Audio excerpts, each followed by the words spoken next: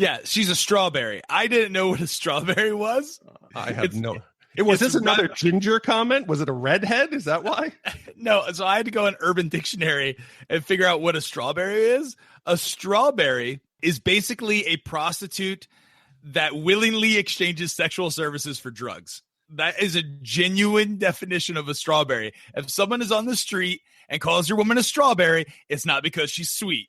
It's because cocaine is her pimp. Remember when we first met John McClane? Argyle picked him up from the plane and took him down to Nakatomi Tower at the Christmas party. And the terrorists were overzealous, but it was sweet when they killed Ellis. And with a little help from Alan, John McClane kicked ass. We're gonna die, die, die, die, die, die hard. We're gonna die, die, die, die as hard as we can. Welcome to Shat the Movies, the podcast where we answer the question, were the movies we loved when growing up really that good? You may have caught yourself thinking, why don't they make movies like they used to?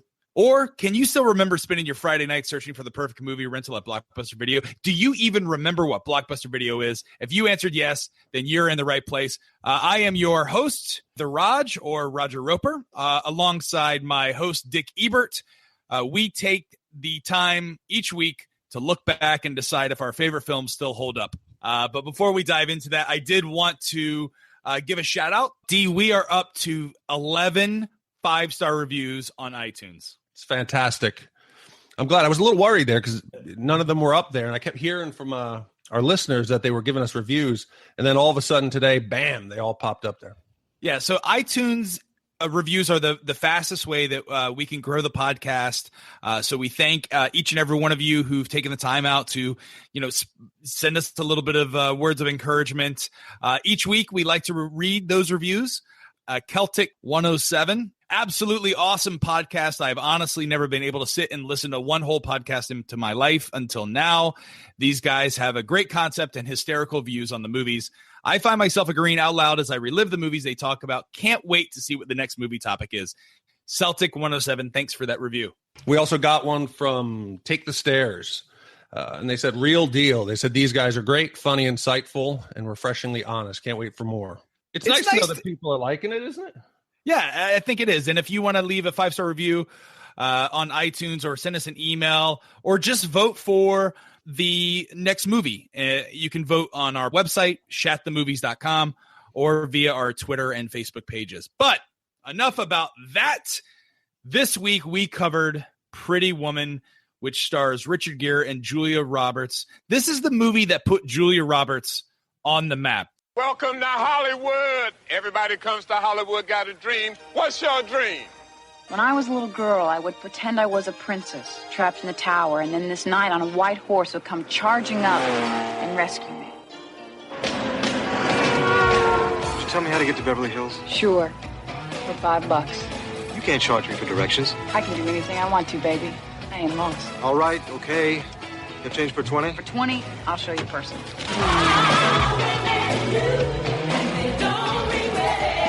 Wow.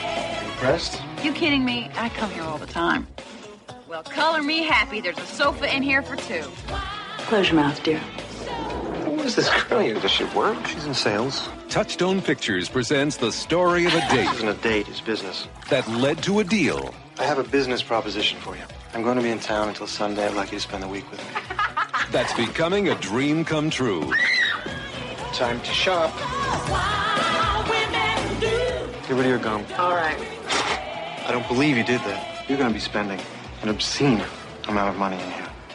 So we're going to need a lot more help sucking up to us because that's what we really like. You understand me? Sir, if I may say so, you're in the right store and the right city, for that matter.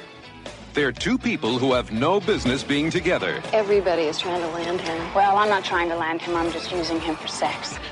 Just doing a little business. The company I'm buying this week, I'm getting for the bargain price of about $1 billion. $1 billion? Your folks must be really proud, huh? Everything was going their way. Well done! Well done! Walk, walk, walk! Until... I don't want you to go. You hurt me. Yes. Don't do it again. something unexpected happened. What the hell is wrong with you this week? You fall in love with him? Did I not teach you anything? Look, I'm not stupid, okay? I'm not in love with him. I can find you an apartment and get you a car. I want more. I want the fairy tale. I think you are a very special woman.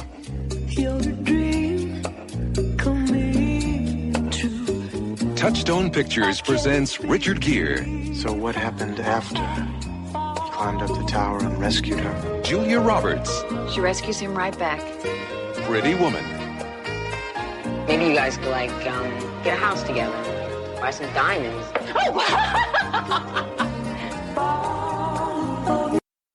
Yeah, reading the review when it popped up on my iTunes, it said, Academy Award winner. And to think, what she's become in Hollywood and where she started out, it was definitely her first big film and breakout. And I don't ever remember seeing this anywhere in the 90s, anywhere recent. I knew the idea of what it was, but I couldn't remember watching it. You said you watched it with your mother? I think I watched it, they rented the movie. And it was also I don't know, was this an R-rated movie or is this PG-13? It was R. It was R? I believe so, yeah. I have no idea why it was an R, because the 80s and even the early 90s were all about making heavy R-rated movies. Even PG-13 movies had boobs and nipples and curse words. But there were no boobs in this movie. There was very little cursing. And it was distributed by Walt Disney. But I think it got the R because of the amount of sex acts. Even though they're not dirty, it was you knew what was going on. There was no hiding it. But these sex scenes lasted maybe 10 seconds. Looking back, what I remember is this was a movie I wasn't supposed to watch, but I remember watching bits and pieces of it and just thinking this is an adult movie that I could care less about. I don't really care for romantic comedies with the prostitute. And I think my parents didn't want me to watch it because of the prostitute thing, but then it was their favorite movie. And then I watched it, I don't know, in high school and just thinking to myself, why is this movie even popular? But this movie touches a nerve with, it seems like every woman I know. You bring up Pretty Woman and universally everyone will love it as far as the female viewers. And they all think it is this beautiful romantic movie. And that just blows my mind. Well, there are some prevailing themes that you wrote down that came as a result of you watching it. What were those themes? Well, I think that just watching it, it's supposed to be the story, modern day story of Cinderella, like they say. Is it Cinderella, or do you think that it's a modern day My Fair Lady? I think I can't even remember watching My Fair Lady. I think it's Cinderella because they even reference it at the end. Yeah, but it's a Pygmalion story, right? It's the story of a lower class individual being taught how to act and be part of an upper class society, right? That's the story of My Fair Lady. I think it shows. What shocked me was it's clear throughout it that it's in the movie's eyes. There's good prostitutes who deserve to be rescued, and there's bad prostitutes who can die and no one bats an eye. You can just throw them in the dumpster. It's all right. They're crackheads. It doesn't matter. But Julia Roberts, she's cute. She's funny. She's young. She likes American muscle cars. She knows what a standard H is. She's cool. She's worth saving. But, skinny Kathy can end up in the dumpster. No problem. She's a crackhead. Yeah, she's a strawberry. I didn't know what a strawberry was. I have no... Was this another ginger comment? Was it a redhead? Is that why? No. So I had to go on Urban Dictionary and figure out what a strawberry is. A strawberry is basically a prostitute that willingly exchanges sexual services for drugs. That is a genuine definition of a strawberry. If someone is on the street and calls your woman a strawberry, it's not because she's sweet. It's because cocaine is her pimp. That is fantastic to know. So I think number one, we've got the value of different prostitutes. Right. I think also in the end, I think there's going to be some controversial ideas I have. So when I told, my friends and family that we were doing this, my sister-in-law came back with an interesting take that I want to share. Because I know we're two dudes reviewing an epic chick flick. And she said, she took a different angle. She said, Pretty Woman ruins every woman's idea of what a man is. She said, every girl who watches this thinks that there's Prince Charming, looks like Richard Gere, good body, got money. He's definitely got, some moves in the romance. He's out there. He's successful. She has often in her life thought back to her Prince Charming and always compared it to Edward. So she said, without a doubt, this movie screws up what women think is the ideal man that's out there and realistic. I think as we go through here, we're going to see that there's some messed up themes. I don't know how any woman could watch this and think it's a romantic comedy with a wonderful ending. The themes are terrible. It's dark and there's bad things going on. That's right. So let's just dive into this. It starts off the movie with a party that Edward, played by Richard Gere, and his lawyer, played by, interestingly enough, Jason Alexander. Now, I'm not sure if you had trouble with disassociating Jason Alexander from George, but how did Jason Alexander have a career after this movie? Because the character he plays is a giant jerk. I liked it. It was Bizarro George. I felt like I was watching a reverse episode of Seinfeld. But I have a couple of questions about this party right off the bat. The first line in the movie is, no matter what they say, it's all about the money. And that comes from a magician. That's right. Who brings a magician to a high-powered Los Angeles, L.A. attorney's party? Is that something they did? A magician? He is doing close-up magic. And if it's anything I know about close-up magic, it really makes the women swoon. Women love rock stars. They love people in high society with a lot of money and power, and they love magicians. If you have sleight of hand, I don't know if they associate that with, wow, this guy really knows what he's doing with his hands. I got to get with him. But for some reason, magic just makes women drop their drawers. So I did a little bit of research. The actor playing the magician, his name is Jason Randall. Jason Randall is a stuntman and also an 8th degree black belt. Richard Gere first met Jason Randall because he wanted to take karate lessons. Now, there was a first initial script of this movie that provided a subplot where Richard Gere's character was really into martial arts. Do you think that Jason Randall was originally hired to be Richard Gere's character's like trainer for karate for a subplot that never happened? So he just ended up, they had to pay him. So they just said, we'll do some sleight of hand magic in the beginning of the movie. God, I think that would have made the movie so much better. I was looking for the bouncy castle and the balloon sculptor and the snow cone machine. Yeah. Is it a hat party? Is it the goddamn Kentucky Derby? Why is every woman wearing a giant hat with a bow? It was the 90s. Thankfully, Edward decides he's got to get out of there. He can't stand it anymore. So he goes out, tries to get the limo, can't get the limo, gets the Lotus, and we have the infamous struggling to drive the sports car scene. It was rough. Yeah, he gets the Lotus from the Asian valet stereotypes. Oh, they don't even speak English. They don't speak English. The only English word they say is Edwards. That's it. Mr. Lewis. He's driving a Lotus Esprit. Now, the first 15 minutes of this movie is just one giant commercial for the Lotus. Did you get that same feeling? Well, I know that they wanted originally to use a Ferrari, but both Ferrari and Porsche said, no, you are not using our vehicles in a movie to pick up a prostitute. So they were stuck with Lotus. It increased the Lotus for sales like 400% that year. It's bonkers. The best part that I liked in the beginning was just the scenes of late 80s, early 90s Hollywood and Los Angeles. It was basically just nothing but a crack cocaine haven, prostitutes everywhere, and giant signs of Bo Jackson. And just people walking around talking just nonsense. It's your dreams, the place of your dreams, walking around. You had skateboard kids, I think, selling drugs. And then prostitutes. It was crazy. We're also introduced into Julia Roberts. I kind of enjoyed the long shot of the 1980s high-waist underwear. It's a body double. Yeah, the body double are the first two shots where she's laying. You never see her face. And I have no idea, why did they use a body double? She looked good in this movie. She was young. What's the problem? She also, the famous poster of her and Richard Gere, that's just her face superimposed on a body double. Again, let's reinforce those great female stereotypes. Let's make them feel good about their body. Julia Roberts weighs maybe 110 pounds, and you're going to tell her she's too thick to be on the cover of the movie? That's right.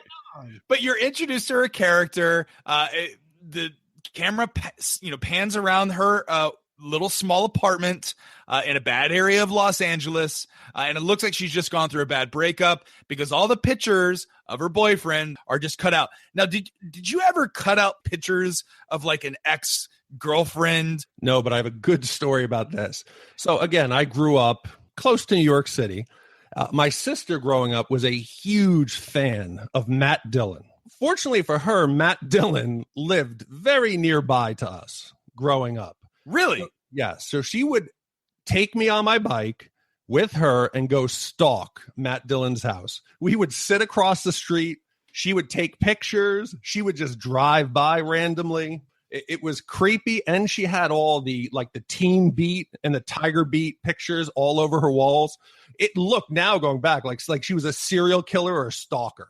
Did she ever cut out pictures of Matt Dillon's head? No, but Matt Dillon dated one of our neighbors, and the neighbor gave her like a bottle of Coke that he had drank out of, and she kept it in a giant Ziploc bag as her, this was her ultimate souvenir. Now I can kind of understand why women like this movie. I was going to not do a blockbuster story today, but this just totally triggered in my mind. So again, we live in the town where the Dillons live. So my secret's blown. You're going to know where I grew up. So I'm working Blockbuster one night. And the big thing with Blockbuster is you needed either your card or you needed a license to rent a movie. Kevin Dillon walks in one night. He had done Platoon like a few years before. It's an Academy Award nominated and winning film. He comes in and wants to rent a movie. The manager will not rent to him. So he says, I'm going to run out to my car. I'm going to look. He walks out. Comes back in. I told the manager, I said, that's Kevin Dillon. She goes, I don't care. I was like, if I was Kevin Dillon, I would have walked over to the shelf, brought back the Platoon box, and shown the back as my ID. But the manager would not let him rent a movie. Wasn't this also in an episode of Entourage? I've never watched Entourage. Isn't Kevin Dillon in Entourage? Oh yeah, he's definitely in Entourage. He's the brother. He's Johnny Drama. I've never seen it. I know he's in it, but I've never seen it. Isn't that Kevin Dillon? I'm pretty sure.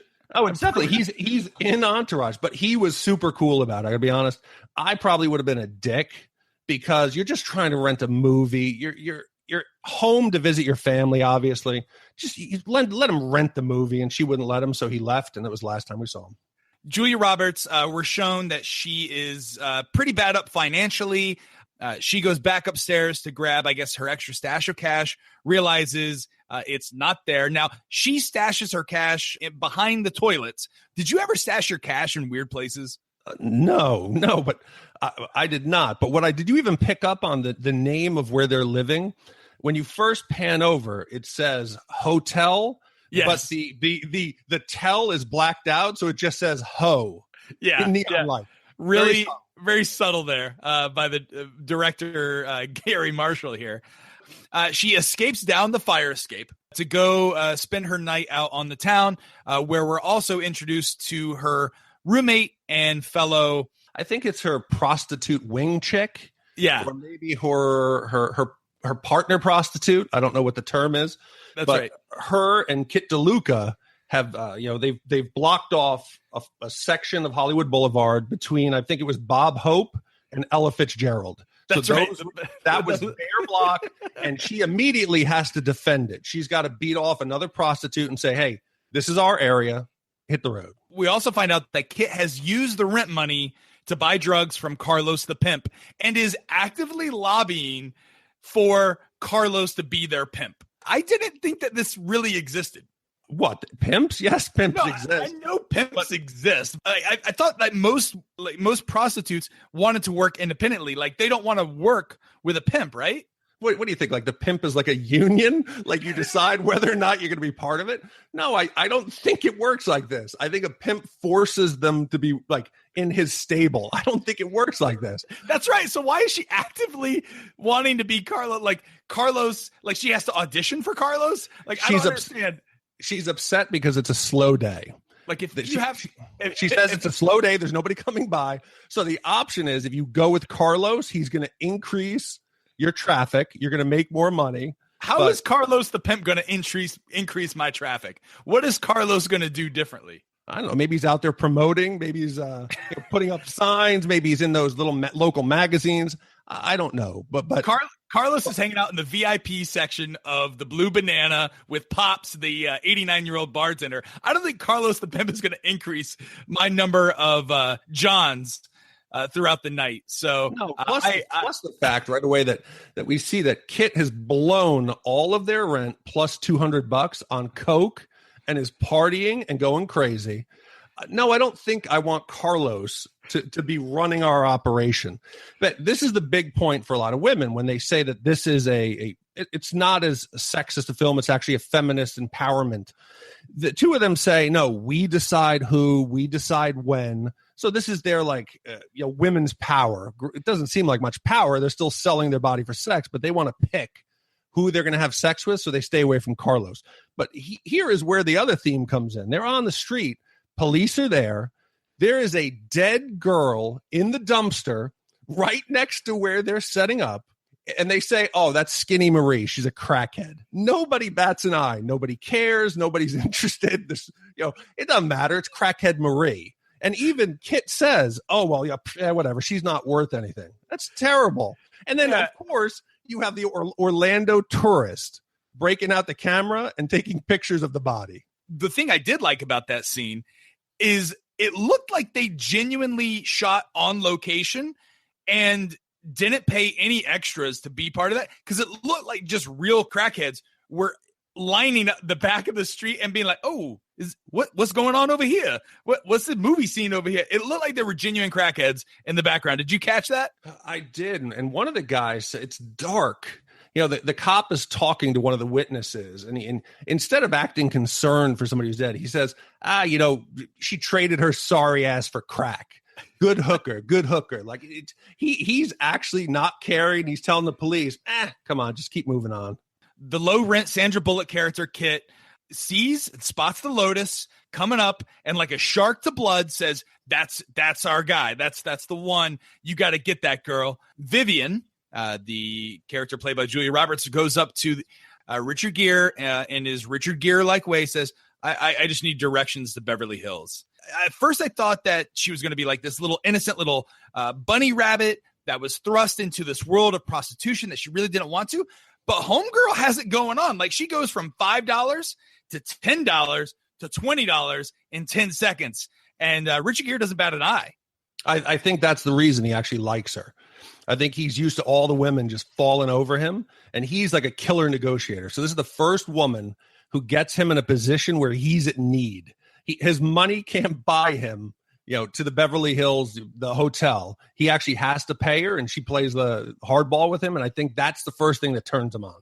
Not only that, but then this is where the suspension of disbelief really got me, where shortly after she's in the car and convinced him to drive her back to his hotel for $20, he pulls the car over and lets her drive. Now, most real prostitutes in the exchange and the Chinese fire drill, she would just drive off with that Lotus, correct? Again, good prostitutes, bad prostitutes. Vivian is a good prostitute. If Skinny Marie was in there, yes, Skinny Marie takes off in the Lotus. Well, I believe this is also the point where Richard Gere, who's no longer driving, tries to negotiate her down. He asks her, so how much does someone in your line of work? And she answers $100. And he's like, $100 for an hour of work? That's pretty stiff. And then she reaches over, grabs his junk, and says, no, but it's got potential. Do you know that clip was actually in the trailer? No. I couldn't believe. Yes, it's in the trailer. It's in the full-length trailer. So they get back to the hotel. Where is he staying? He's staying at the Beverly. I think it was a Wilshire or the Beverly Hills. Yeah, the Beverly Wilshire. It doesn't matter where he's staying. Well, here's a problem I have. Richard Gere, he asks her, Edward says, let me put the coat on you. Let's kind of go in low key. Let's just try to keep it low. What does Vivian do? She gets to the elevator. She sees an old married couple who look happy enough. She just throws her leg up onto a little couch, lifts her skirt almost all the way up and says, I have a run in my pantyhose. Oh, I have no pantyhose. Why is she doing this? She then sits in the elevator, throws her legs wide open to show her. I mean, she's got no panties on. She's given a free show. How is this staying low key? Do you think this is a smart move? If I'm Richard Gere, I don't go up the elevator. I call it at this point. Like, I'm done. I'm out. No, thank you. No, she seems like it would be dangerous. Like, you don't know what she's going to do or how she's going to embarrass you. But he gets in the elevator and goes on up. So she excuses herself to the bathroom to get ready. He barges in. Now, again, this is where it got a little dark for me. And there's elements of that original dark script that creep up here, where he catches her flossing her teeth, right? Ooh, a cute little moment, because Richard Gere thinks that she's on crack cocaine, and he's like, get out of here if you're doing drugs. I don't do drugs. I don't want women anywhere near me. That's not who I am. Now, the original script called for her to be doing drugs in the scene. But he says to her, he says he's surprised. And he says, few people surprise me. What surprises you? That she takes care of her gums or she flosses? Listen, she didn't break out like, a notepad and start doing algebra. What surprised him? The whole scene kind of creeped me out when she's there on the floor eating strawberries and whatever's left of the mini bar, saying, ooh, I've got a little picnic here. And she's laying on her stomach like a 14-year-old girl watching reruns of I Love Lucy, saying, I've never seen this episode. How have you never seen this episode? It's the most famous I Love Lucy episode where she's stomping grapes. Everyone's seen this episode. And who the hell has a carpet picnic? That's what she calls it. What the hell is that? Right. Apparently that's what they had in the backwoods of Georgia in their trailer park. They had carpet picnics, but he's there and he like puts down the business phone, because everyone in the 80s had to be on the line with Tokyo or you weren't working.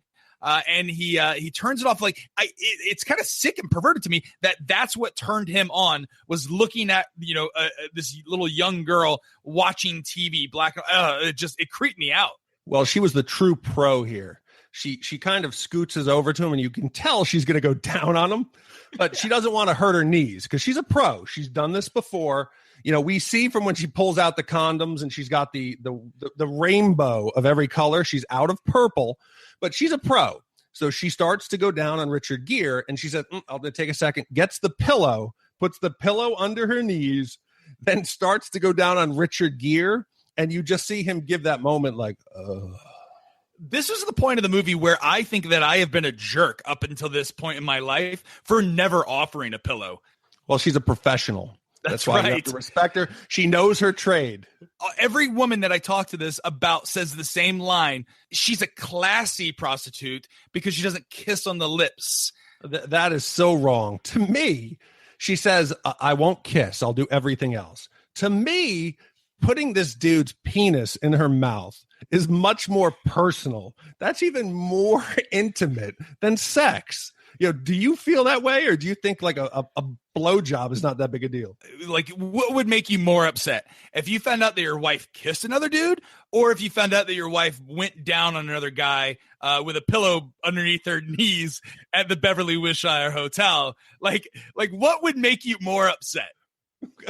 I think either one, but I think the blowjob, I think they're both deal breakers. Each one would lead to the locks on the front door being changed. It seems as if that's the rule in prostitutes as a result of this movie. Is that true, or is that just an urban legend? Why are you asking me that?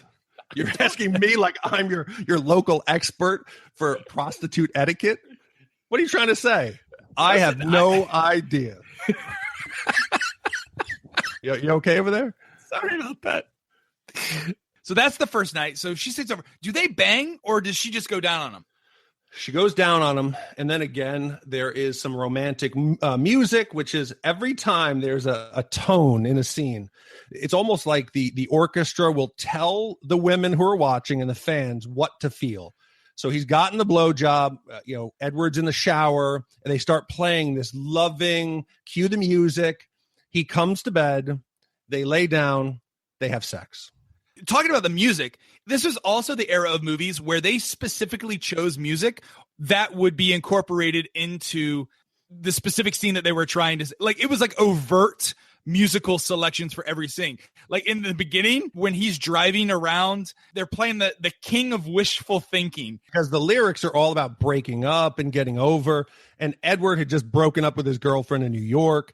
That's right. The movie they do it later on when he's out again, and you see some of the other prostitutes. You hear the Wild Women song. What was the it? Real Wild One. Your Real Wild One. That's right. That's also Julia Roberts' introduction.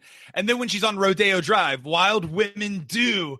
That's the empowering song for wild women to go out shopping and spend a lot of money. The last line in the verse is, if you want me to do that, you'll have to pay me by the hour.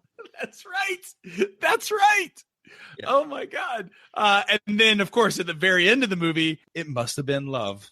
Yeah, I think this started it off where they started strategically putting music into the movie so that people would buy the album. The next day, he wakes up showering, and it looks like he's bought a ton of breakfast. Yeah, she comes out and he says, I ordered one of everything. And she comes out, first time we see her with her hair down, red hair. I think she looks amazing. She looks great. Well, did you also pick up the continuity error at breakfast? She's sitting there and they're negotiating and they're talking about whether she'll stay for the week. And she's chewing on a croissant. At the last scene, it keeps going back and forth. You see her, she's eating a pancake. They have breakfast. They decide that she's going to stay for the week. And then he leaves her with some money and says, I need you to go out and buy a dress because there's a very important dinner meeting tonight that I need you to be prepared for. And the clothes that you have just aren't going to cut it. But you overlook. So the negotiation, they're going back and forth. Okay.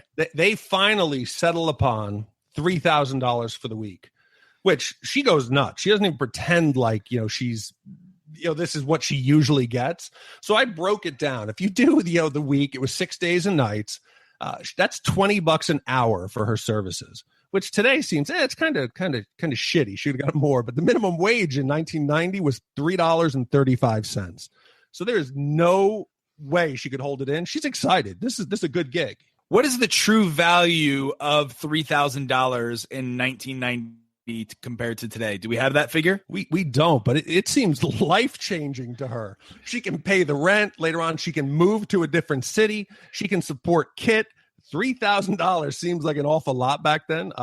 The value of $3,000 in 1990 compared to today in 2016, it comes out to $5,627.08. So that's pretty good for an entire week, right? Now, she wanted $4,000. He negotiated $2,000. They landed on $3,000. Yeah, but she was just happy. But what's here, we start to see like a little dark side. So he throws her money, says, go get some clothes. She's happy. She's in a warm place. She likes this guy.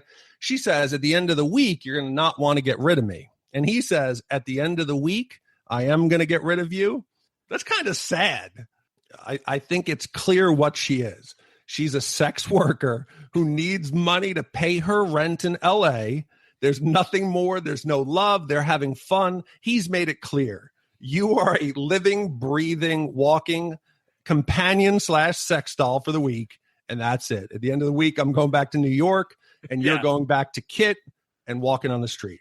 Again, I don't think he seemed likable here, but women just, let's go shopping. Yeah. Now, does that money that he gave for the dress, does that come out of the $3,000 or is that additional money that he has to spend on her? I think it's a bonus. You think it's a bonus? It's a bonus for the night before. I think he's paying her commission on what she does. So I think that was a bonus. Also, he couldn't have her going out to the meetings and walking around like that.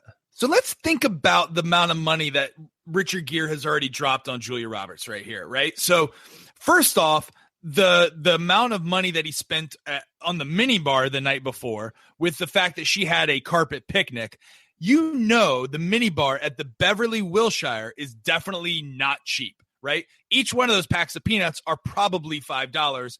So that's today, at least $20, right? Exactly. The minibar cost him as much as having sex with Vivian did for the entire night. So do I empty the minibar or do I have sex with the prostitute? So he's in for $300 plus probably another $150 in minibar, right?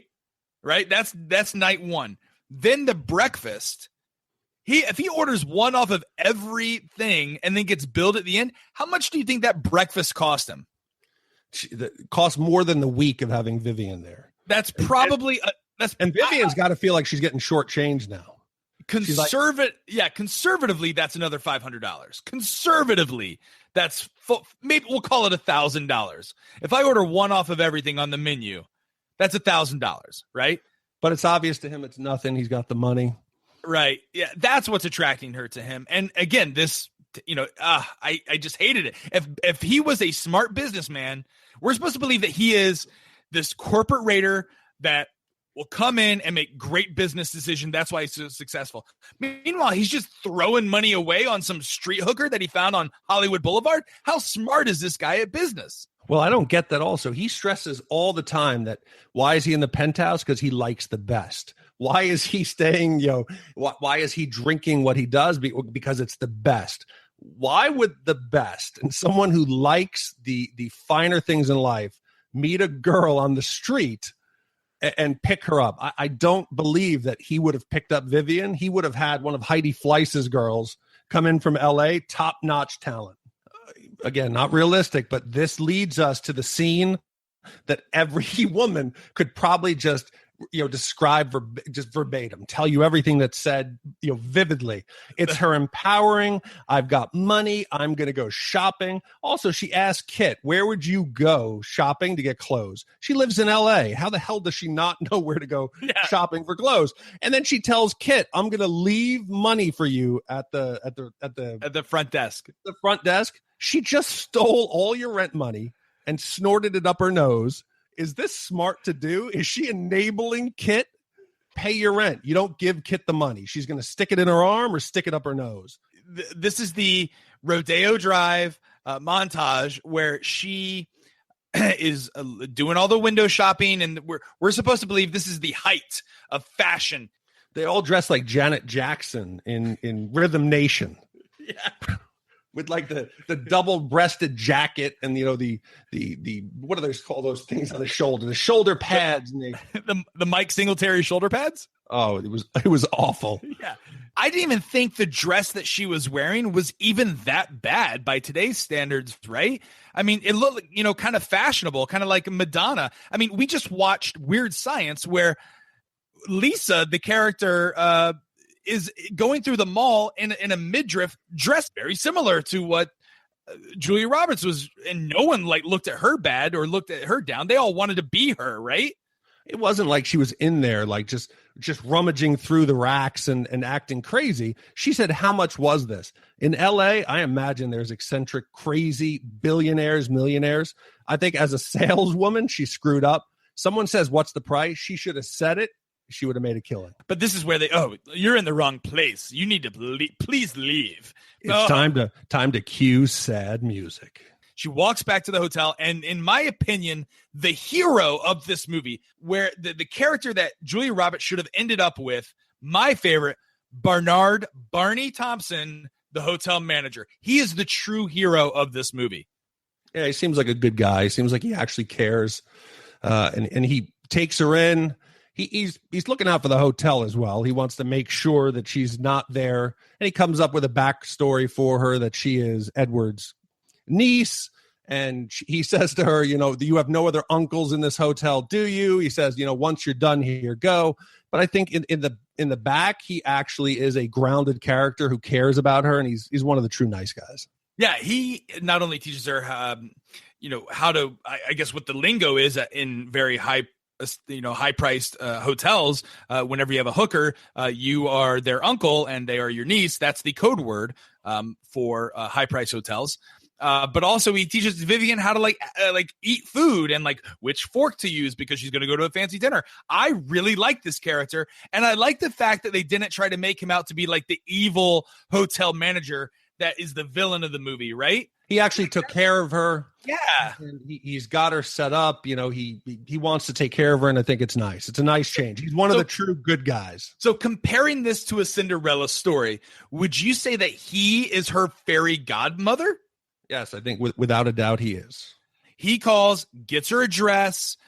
Then they go to the cocktail, the dinner with his business associates, with the people that Richard Gere is trying to buy from and then split up his company.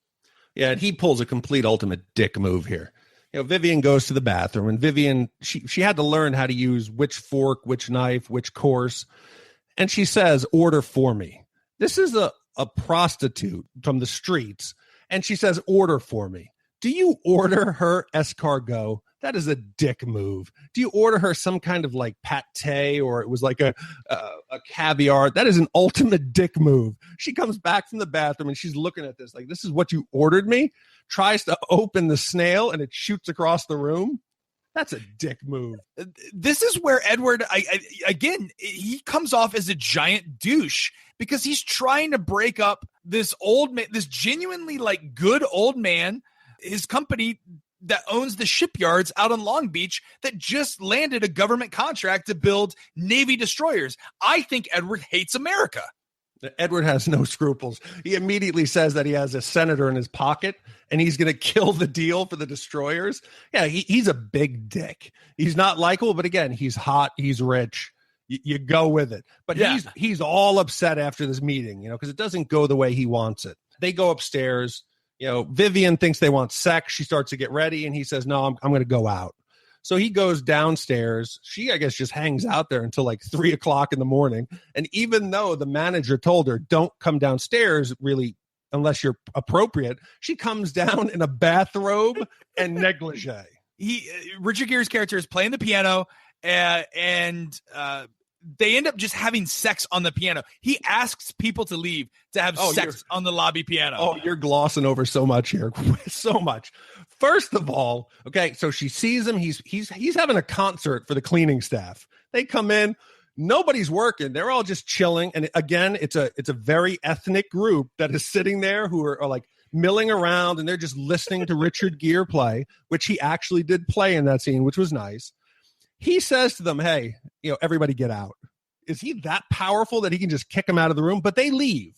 Yeah. So now Vivian decides she's going to sit on the piano, and he does what I imagine, and this is again I'm just thinking out loud here. I don't think you would ever go down on a prostitute that you just met on top of a piano in the nicest hotel in Beverly Hills. I don't think you could get away with that at the Quality Inn in Denver, Colorado, let alone the Beverly Wilshire Hotel. Is it the opposite effect? Is it the higher quality hotels that you go to, the more you can get away with? Is it a bizarro world? But I like, as he's going down on her, you can hear her feet like randomly hitting piano keys. So it's bing, boom, boom, bing, bing, bing, bing. In today's world, how long would it take before TMZ had one of those cleaning staff hiding in the corner with their Samsung Galaxy shooting this? It would be on TMZ within 25 minutes. Well, is this also the next morning where they are laying in bed and just like talking about themselves and sharing more of their backstory in their life? Yeah, it's where they're given a background where he talks about his father, and he talks about how his father was a wealthy man. His mother was a school teacher. The dad, cheated on the mother, left the mother penniless. The mom died. It was a real quick story that he gave. So then Edward decided that was going to be the first company that he destroyed. So this is why I feel kind of bad for Edward and understand why he's a bit of a dick. And Julia goes into her background story about, wanting to get out of her small town. We're trying to believe that they're coming together as a couple. But Vivian's character, I think, is a little bit darker. Like before meeting Kit, she parked cars at wrestling events. Like what? Who is random? Was that that seems like a random thing that you would do, but I guess it's supposed to illustrate how low her life was. Maybe that's a seasonal job. I don't imagine her parking for wrestling every day. I guess. She said she also works at fast food. Yeah, and then she says that she only made it to the 11th grade, and it's kind of sad. Okay. And Richard Gere and Edward, instead of being sympathetic and nice, she says, "How far did you go?" Instead of being like, "Oh, I did okay," he says, "I went all the way." Make her feel even smaller. There's other things that we learn about this character that are extremely dark that no one remembers. How about the fact that when she got in trouble in Georgia, her mom would just lock her in the attic, and it happened often. Roger, you got to remember, this is a romantic comedy. We don't want to hear about mom beating her and putting her in the closet. But romantic comedy. You got to go up. You got to go up to the attic because, and this is, I think, the rewrite that they made. They try and illustrate how she would pretend she was a princess and she was waiting for her prince on the white. No, if I'm locked in an attic, I'm thinking how much longer before my air runs out. You know what I mean? I'm trying to think, how soon can I run away from this? There is nothing romantic about being trapped in an attic by your terrible mother. And by the way, do trailers in Georgia even have attics? Yeah, but this leads us to the revenge scene that women also love. That's right. She explains to him what happened the night before at Rodeo Drive, and it's on. So they go into the shop, and he tells the manager, whose name is Hollister, I'm going to need some major sucking up. I want to know who the hell ordered pizza. Yeah. How is that high class? She's there looking at probably $30,000 worth of dresses, and you want her to have greasy pizza oil all over her hands? Forget about how much she's going to buy. How much merchandise is she going to destroy? Is this what women audiences want? Is this what the female audience desires? Are shopping montages? Is this what Hollywood thinks of women? They're like so trivial that all that they want a rich man to buy them clothes and feed them pizza? Is this all that, like, oh my God, why is this a woman's favorite movie? It's terrible. Well, what was kind of strange to me was the scene here is meant to be like the revenge, where she's, doing a major accomplishment. She's really hasn't done anything. She's had a man come in, give the credit card, use his power to have other women wait on her, to buy her material things. This isn't when the Bad News Bears take on the local big team and beat them. This isn't a David and Goliath story. This is a woman who needed a man to take care of her so that she could put other women down. That's right. Weird. She uses her clothes. She buys all this clothes from Hollister, and then goes to the store that were very terrible to her the night before, and says, "Do you remember me?" They're like, "No, we don't remember you." She's like, "Well, I was here yesterday.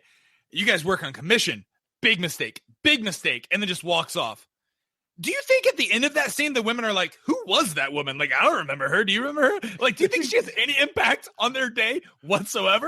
Then no one else seems to recognize Vivian dressed as the socialite. I doubt these three women. They probably look at each other and be like, who the hell was that?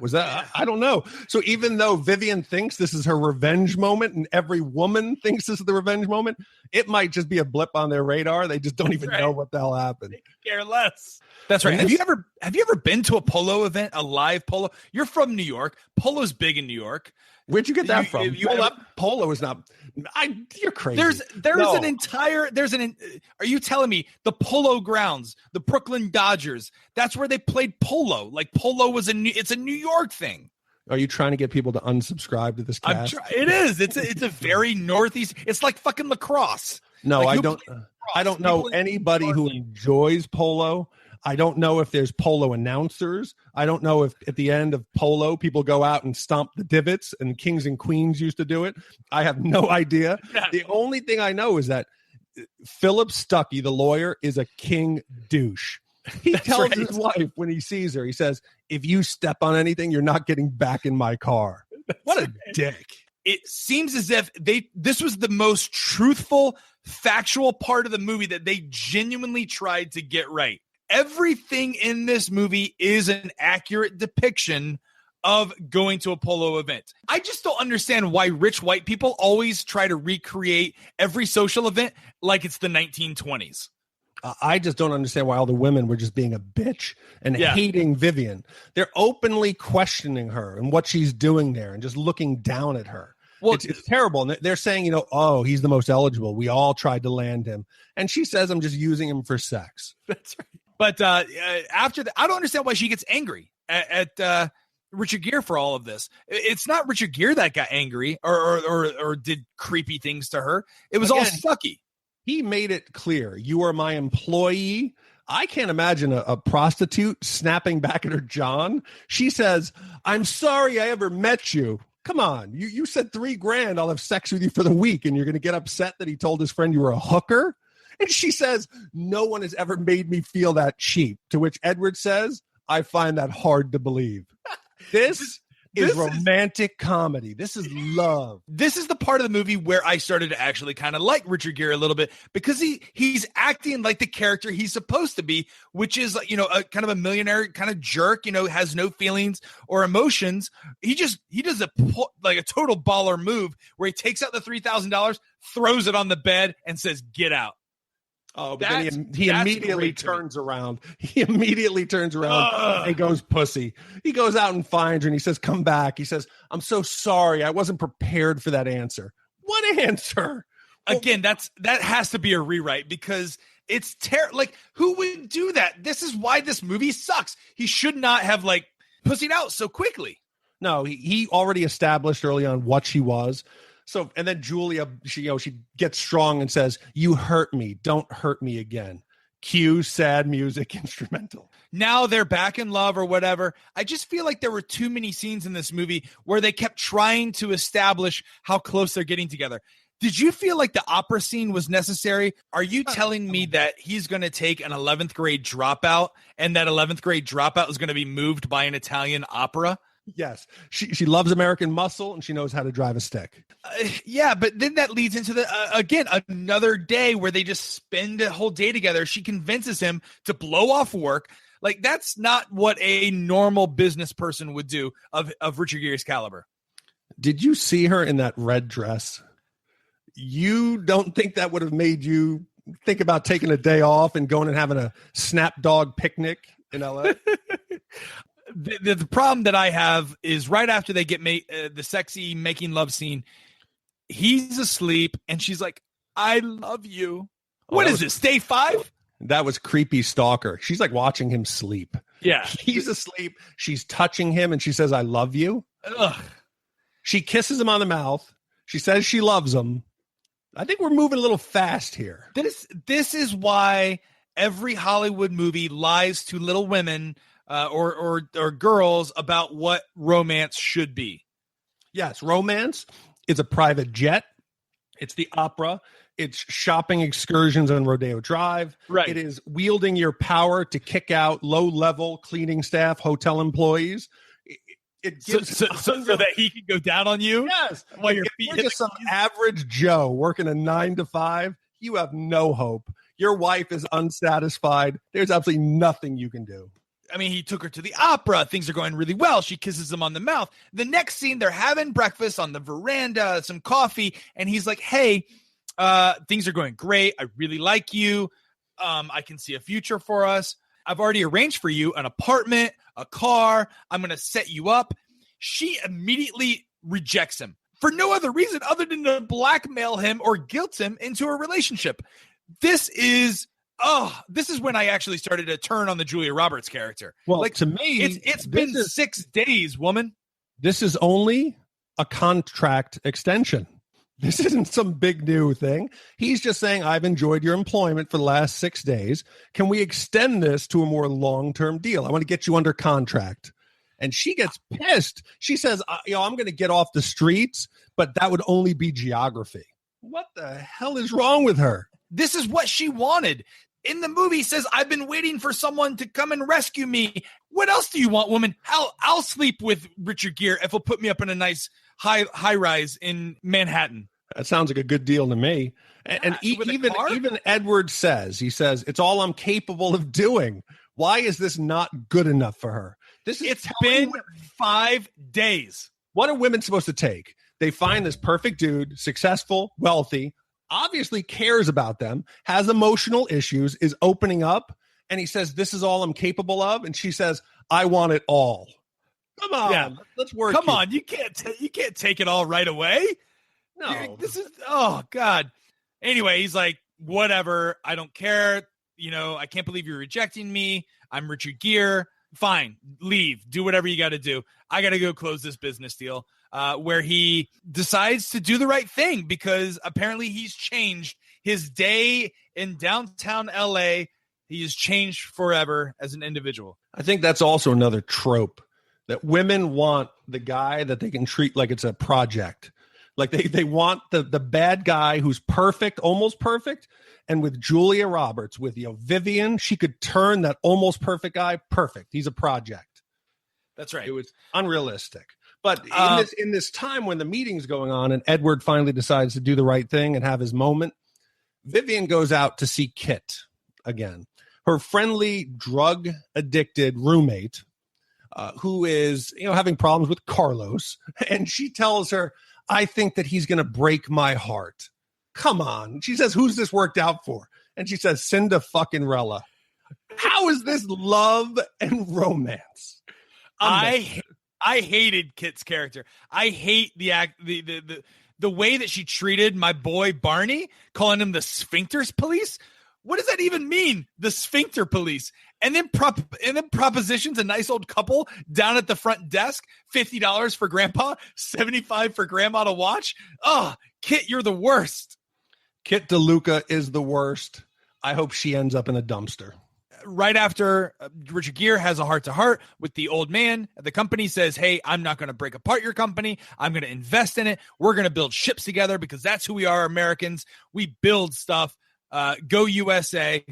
The lawyer, Stuckey, gets really pissed off at this. While Richard Gere goes off and gallivants barefooted in the park, Stuckey goes to the hotel and straight up tries to rape Julia Roberts. I did not like this. He goes there with a mission. I was expecting to see a rape kit. Some duct tape, some zip ties, a shovel, and a razor. He comes in there, grabs a drink, and just starts to physically assault her and rape her and calls her a whore. You and I have been friends for well over 10 years. If you caught me trying to like physically assault your prostitute, if you were trying to assault my prostitute, I think I would pull you off. I don't know that I'd punch you in the face. I wouldn't be happy with it, but I would be like, what the hell are you doing, Roger? I'd pull you off.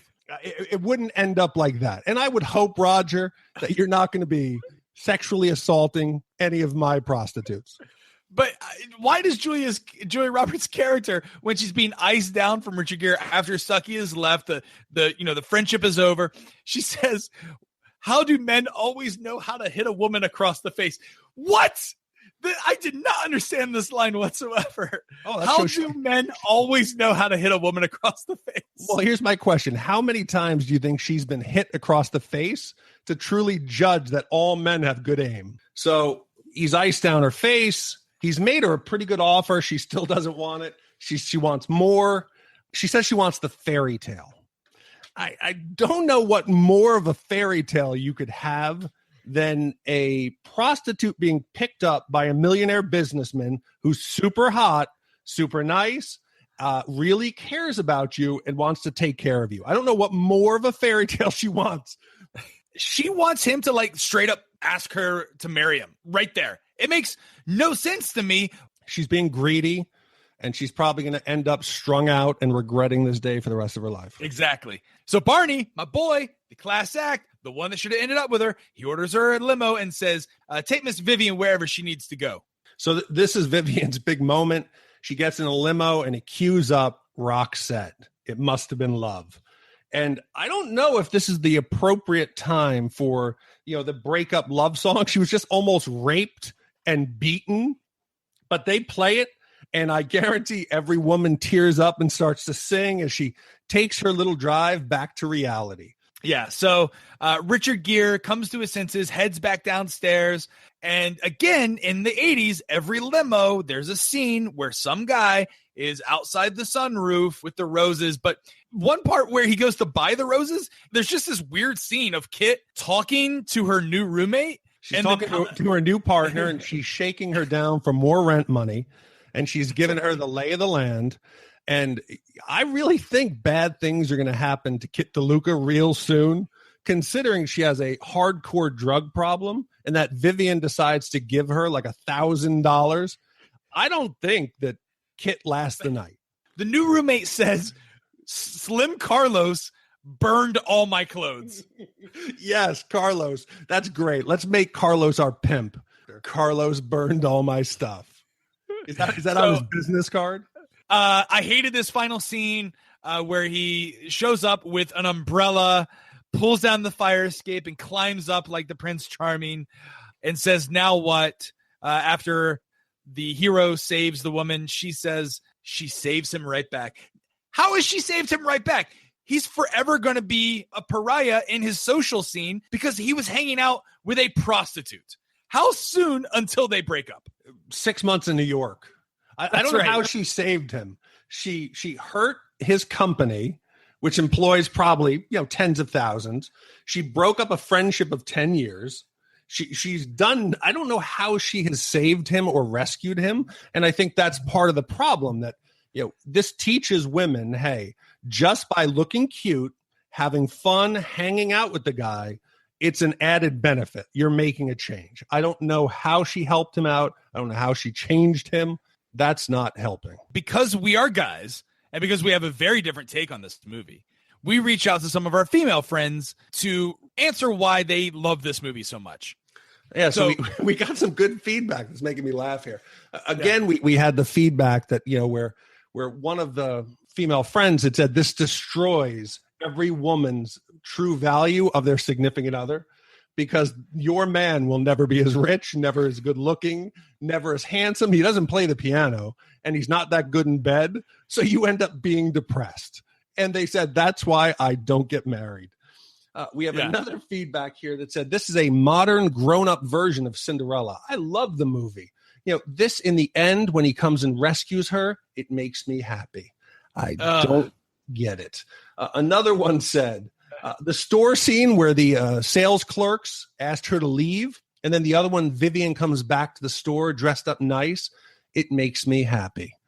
Again, it's everything we thought that women it's Hollywood luring them in with terrible plot points and making them think that this is the way that their life should be. This is the way that they should live their life. Like, for instance, another one of our female friends says it's a feel-good movie that puts a big smile on my face. It all ends like they want to. You can see Vivian doesn't want to be a prostitute. She gets a fairy tale and gets to be a nicer person too.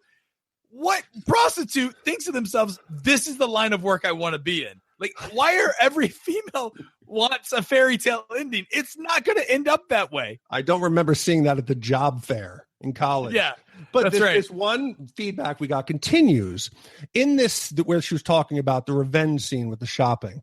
In this scene, it's the best because you learn to see less on what's the outside and treat everyone well for what's on the inside.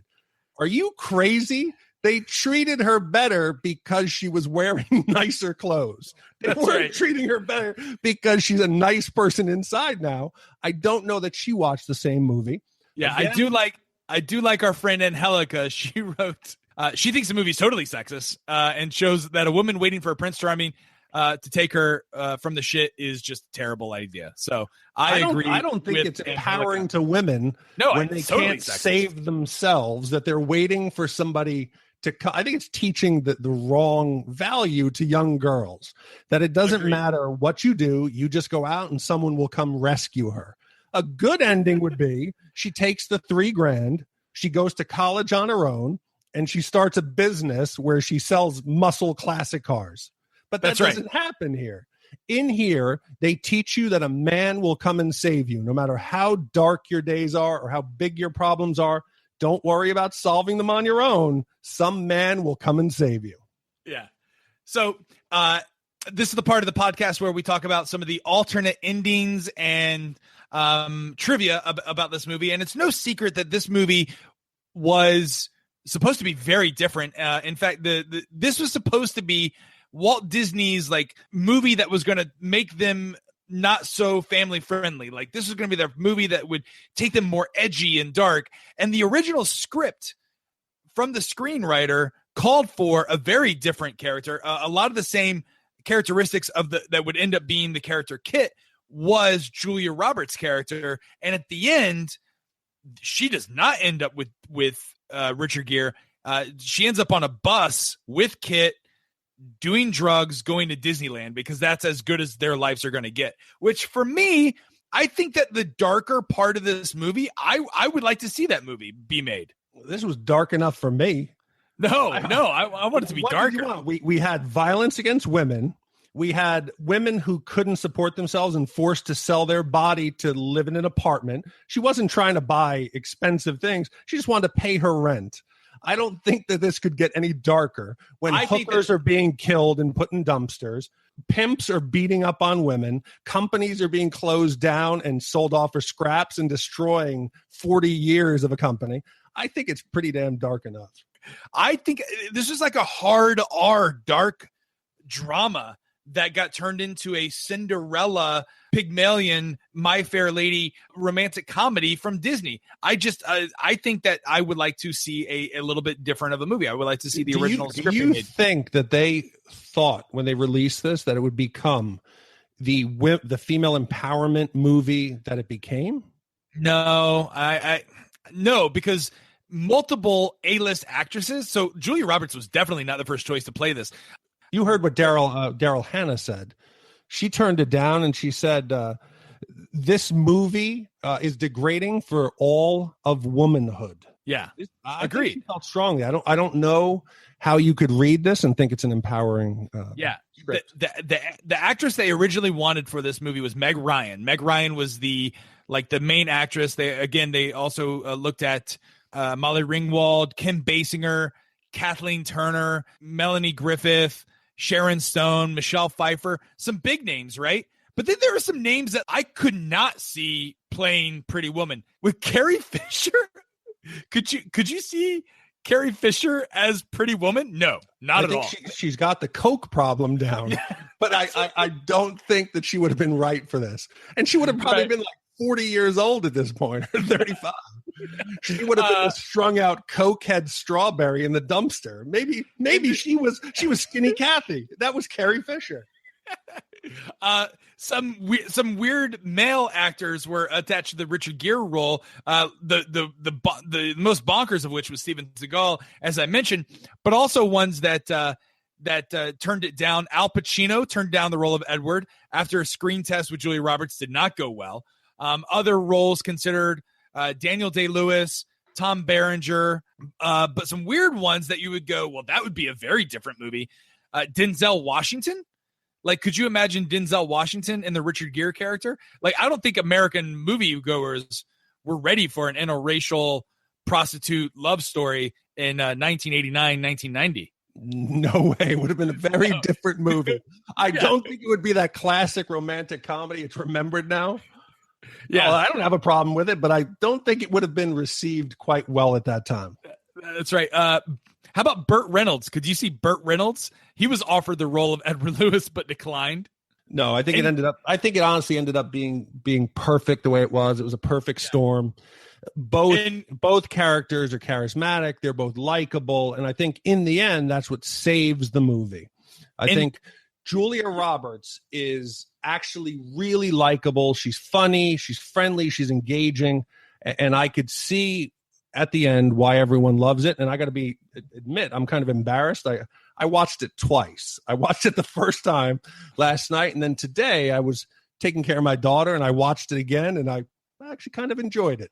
The original name for the title of the movie was 3000 after the amount of money that they agreed to spend a week together. Could this movie be remade today? No, I don't think there's anything you could do that would improve it. I don't think an audience would benefit from a remake. And I don't see any studio greenlighting this because it's a dumpster fire waiting to happen. What if they remade this movie like they remade Ghostbusters, and this time Ryan Gosling was the prostitute and Helen Mirren was the Richard Gere character? I like your thinking. That's a movie I want to see. Or let's even go a step further. Let's make it where it is like Patrick Stewart is getting a male prostitute, Ryan Gosling. I'm liking it. Diversity. You know me. I think this movie could be remade today if it was a little bit darker. And the perfect Pretty Woman for me in today would be Jennifer Lawrence. I think she would play the role perfectly. And I think Bradley Cooper or George Clooney could play the Richard Gere character. Only if it was a little darker and the original script. You want Jennifer Lawrence in every remake we've talked about, so I'm just going to let that go. And her and Bradley Cooper need to stop making movies because I can't tell what's Silver Lining Playbook and what's the next one. Let's just leave it. So we've come up with our own rating system here on Shat the Movies. It's where we basically decide how many wipes would it take to get this movie off our bum. So it's a very simple 0 through 5 rating system. 0 wipes mean perfection. This movie would be flawless, absolutely clean. Nothing can change this glorious event. You sat down and nothing was needed to be wiped from your ass. 1 wipe means great movie. maybe one or two plot holes, but this movie holds up, and we would totally recommend and rewatch over and over again. A classic. 2 wipes. Some plot holes, but overall, a good movie. Would recommend. 3 wipes. Major storyline issues. Acting, pacing off, may not hold up, but overall a watchable movie with limited rewatchability. A remake may be needed. If it's 4 wipes, poopy movie. Extra wipes needed to remove this stinker. Does not hold up. Would not recommend. And if it's a 5 wipe, it's the equivalent of wiping your ass after 4 hours spent at a $5 all-you-can-eat Mexican buffet. It's total Shat. It's the worst of the worst. We would never recommend rewatching or recommending this movie. You even get shat on your hands while wiping. That's our rating system. That's what we're going to be doing at the end of every podcast. I would give this movie 3 wipes. I felt that sometimes there was extra scenes that didn't need to be made. I would not rewatch this movie over and over again. I would like to see it remade in a more darker tone. What about you, Big D? I'm going to give it 2 wipes. I think, and again, I seem to be the kind one here when it comes to the ratings. I think it's dated. It has major problems. I think my major problem with it is the way that the movie's been received. But I can't hold that against the movie, that if women think it's this great empowerment film, which it's not, I can't let that go against me. The film on its own, I think, is a 2. Good chemistry. Again, I watched it twice, which I'm embarrassed to say. But I would give it 2 wipes, not too messy, not the greatest. But maybe if it came on TV, I would watch it again. So I give it a 3. You give it a 2. Overall, 2.5 wipes. Again, we live for your feedback. Let us know what you think about what we're doing. Anything needs to be improved. Any movies you want to see us do. You can go to the website, shatthemovies.com. You can see a full list of all the movies we're thinking about, plus pick the movie for next week. You can email us at hosts@shatthemovies.com. We are on iTunes. We're on Stitcher. We are on Google Play. We're on SoundCloud. And you can get to all those either by searching on those platforms or by shatthemovies.com/iTunes/ SoundCloud as is. We're also on all the social media, Instagram, Facebook, Twitter. Please engage. Reviews are appreciated, and we love hearing from you. Absolutely. We'd love to get some viewer mail. So if there's things that we've left out from our reviews, or you want to totally shat all over our reviews, please send us an email at hosts@themovies.com, hosts@shatthemovies.com. Once again, that email address, hosts with an S at shatthemovies.com. This is our 3rd podcast. Thank you so much for listening. Remember, when you go to the movies with your buddy, make sure to leave an empty seat between you, or everyone's going